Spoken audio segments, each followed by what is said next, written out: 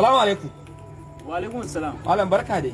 Barka. Ya gajiya ya aiki. Alhamdulillah. To wani ya gani BBC sun wallafa a shafin su cewa mai girman gwamnan jihar Kano ya ce yau kuna cikin farin ciki.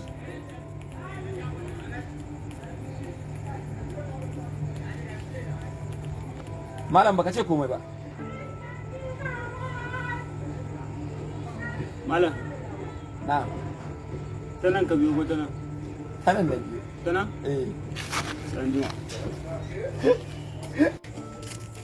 Salamu alaikum. Malam barka dai. Yau barka dai. Ya kokari ya aiki. Alhamdulillah. Na ga malam kamar ka gaji ne. Wallahi ai yau ka sanu da kokari. Ni wani abin alfahari na gani yau kuma. Mai girma gwamnan jihar Kano ya ce kuna cikin farin ciki. Mai girma gwamnan jihar Kano ya ce kuna cikin farin ciki. Yau kuna cikin farin ciki yau. In ji mai girma gwamnan jihar Kano. Shafin BBC na gani.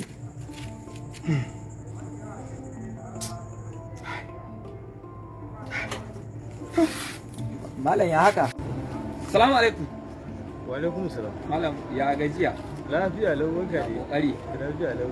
Gani ne shafin BBC kuma yau sun wallafa cewa mai girma gwamna ya ce kuna cikin farin ciki ko al'ummar jihar Kano.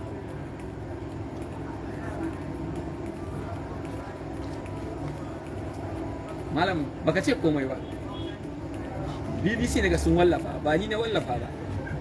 Mai girma gwamna kuma shi ya faɗa.